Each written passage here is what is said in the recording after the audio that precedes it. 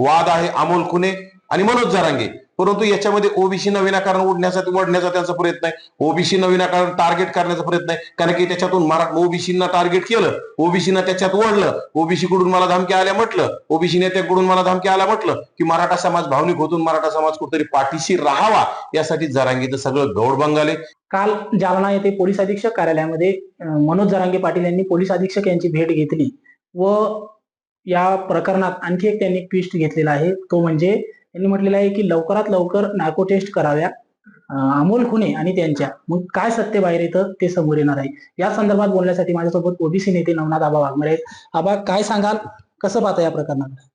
खरं तर मनोज जरांगेंनी गेल्या अनेक वर्षापासून त्याचे असणारे सहकारी संपवण्याचा अनेक वेळा प्रयत्न केलाय. कारण की त्याचे सगळे काळे कारनामे जुन्या काळातले हे लोकांना सगळ्यांना माहिती आहेत. त्यातीलच मग अमोल खुने असेल, अमोल खुने आता खरं बोलायला लागले म्हणून कुठेतरी प्रसार माध्यमासमोर येऊन पोलीस अधीक्षकांची भेट घ्यायची, सारवासारव करण्याचा प्रयत्न करायचा. परंतु त्यांचा चेहरा, त्यांचे हावभाव पाहून जर आपल्याला असं दिसतंय की हे सगळं म्हणजे जरांगेचं सगळं बनावट कारभार आहे आणि कुठतरी दबाव टाकण्यावर पोलीस प्रशासनावर सुद्धा दबाव टाकून कुठतरी नार्कोटिक्स फक्त मीडिया समोर मानायचं आणि पोलीस प्रशासनावर दबाव टाकायचा की नार्कोटिक्स झाली नाही पाहिजे.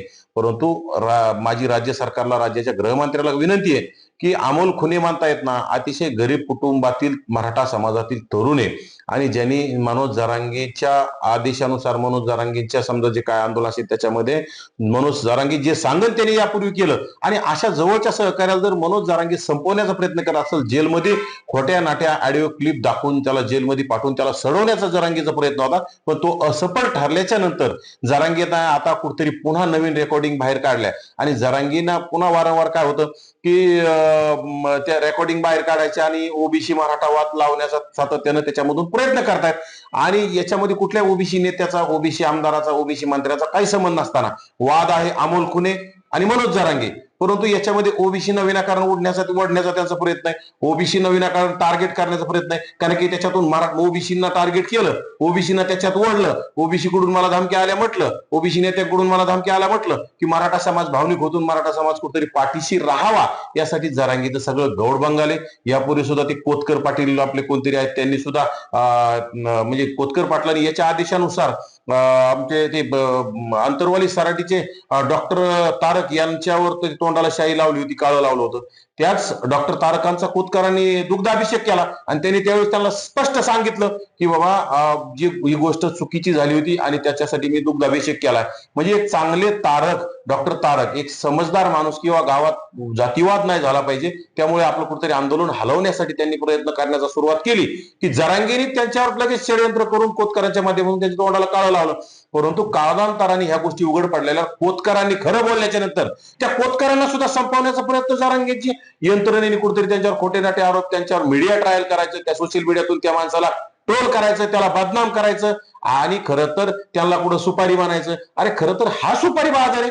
राज्यात त्यांनी निवडणुकीच्या काळात कोणाकोण सुपारी घेतली, कोणाला एखाद्याला सभा दिली का? त्यांनी एखाद्या त्यांच्या मराठा उमेदवारासाठी यांनी काय केलं? उमेदवार देणार, 288 उमेदवार देणार, 288 उमेदवार देणार, एक सुद्धा उमेदवार उभा केला नाही. यांनी हजारो कोटीची संपत्ती गोळा केली. परंतु आता ती संपत्ती झाकवण्यासाठी 10-5 आपले टुकार गँग जवळ ठेवलेले, वाळू माफिया, गुटखा माफिया, मटका माफिया आणि काही जे दिसायला शहाणे पांढऱ्या केसाचे जरी काही सोबत असले, हे सगळे टुकार लोक आहेत आणि त्यांच्या मार्फत त्यांच्या सहकार्याला दाब टाकायचा, त्यांचे सहकारी संपवण्याचा प्रयत्न करायचा आणि ओबीसी लोकांवर हल्ले करायचे. हा त्याचा प्रयत्न. फक्त पैसा जास्त झाला म्हणून पैशाचा माझे आणि एक दिवस पैशाचा माज संपत असतो, येणाऱ्या काळात ते तुम्हाला पाहायला बी मिळेल. परंतु जरांगेंनी विनाकारण आदळ आपट करण्यापेक्षा अमोल खुनेच्या प्रश्नाचं उत्तर द्यावं, अमोल खुनेच्या समोरासमोर बोललं पाहिजे. विनाकारण अमोल खुनेंना मॅनेज करण्याचा सुद्धा प्रयत्न झाला हो. अमोल खुनेंकडं मला अशी माहिती कळाली की मनोज जरांगेचा जवळचा सहकारी आणि पुण्याचे 2 नगरसेवक अमोल खुनेच्या घरी गेले. त्याला काहीतरी 30-40-50 लाखाची आम्हीच दाखवलं की तू आमच्यावर बोलायचं बंद कर, आमचे पुरावे काय कुठं प्रसार माध्यमाला देऊ नको, आम्ही म्हणजे ते प्रकरण सोडून दे, आपलं मिटून घेऊ, हे प्रयत्न केला. पण अमोल खुने प्रामाणिक असणारा समाजाचा कार्यकर्ता आहे आणि खरं तर अमोल खुनेला ह्या जरांगे, या बेवड्या जरांगेपासून अमोल खुनेला भीती आहे, त्याच्या जीवाला धोका आहे. नक्कीच राज्य सरकारने, गृहमंत्र्यांनी त्या अमोल खुनेला संरक्षण देण्याचं काम करावं. मोठा मुद्दा तुम्ही उपस्थित केलाय की अमोल खुने यांच्या जीविताला मनोज जरांगे पाटील यांच्यापासून धोका आहे. हा असा आरोप करा का बरं, का करताय तुम्ही असं? यापूर्वी अनेक लोकांना त्यांनी संपवण्याचं काम केलं. बघा, ज्या डॉक्टर तारक अंतरवाली सराटीचे आणि त्यांच्या जीवावरती आंदोलन सुरू असताना डॉक्टर तारकांच्या हॉस्पिटलमध्ये जाऊन तोंडाला काळा लावण्याचा प्रकार याच्या माणसाने केला, याच्या आदेशानुसार त्या कोतकरांनी सांगितलंय. परंतु मग आता अमोल खुने याच्या सगळे भांड फोडायला लागलेत. मग भांड फोडायला म्हणल्यानंतर अमोल खुने तर अतिशय गरीब कुटुंबातला माणूस आहे. अमोल खुने कोपर्डी प्रकारातला याचा सहकारी आहे. त्यावेळेस ह्यो काय देशी पेत होता का हातभट्टी पेत होता हे त्याला सगळं माहिती आहे. यांनी काय कुरापती केल्या त्या काळच्या सगळ्या माहिती आहेत. त्या उघड्या पडू नये आणि त्याच्या भावनेच्या भरात आणि ह्या बोलण्याच्या ओघाओघात अमोल खुनेकडून सगळं सत्य बाहेर येईल आणि बाहेर आलं तर याचं सगळं अस्तित्व संपवून यासाठी अमोल खुनेला ते म्हणजे जीवन मरणाशी सुद्धा खेळायला हे मागं पुढे पाहणार नाहीत. ही निर्दयी लोक आहेत. यांना जाती जातीत भांडण लावून आपलं स्वार्थ पडलेलं, बाकी यांना काही घेणदेण नाही. यांना मराठ्यांचं काही घेणदेण नाही, मराठाच्या लेकराचं काही घेणदेण नाही. फक्त समाजाला भावनिक करून आपली पोळी भाजण्याचं. त्यातूनच अमोल खुनेंना भावनिक करून त्यांनी वापर करून घेतला नाही तर अमोल खुनेंना संपवण्याचा सुद्धा डाव शिकतो. त्यासाठी राज्याच्या गृह विभागाने अमोल खुनेंना संरक्षण देण्याचं काम करावं. काल मनोज जरांगे पाटील यांनी माजी मंत्री व आमदार असलेले धनंजय मुंडे यांच्यावर एक जोरदार टीका केलेली आहे. काय बात? हे बघा, मनोज जरांगे नावाच्या उष्ट्या माणसाला, सासऱ्याचे उष्ट्य तुकडे खाणारा जरांग्या सातत्यानं ओबीसी नेत्यांना टार्गेट करतो. बाकी काय त्याच्याकडं? यापूर्वी छगनरावजी भुजबळ साहेब असतील, त्यानंतर पंकजाताई वेळी सुद्धा काही गरळ ओकण्याचं काम केलं. आता वारंवार धनंजय मुंडे साहेब गेल्या अनेक दिवसापासून.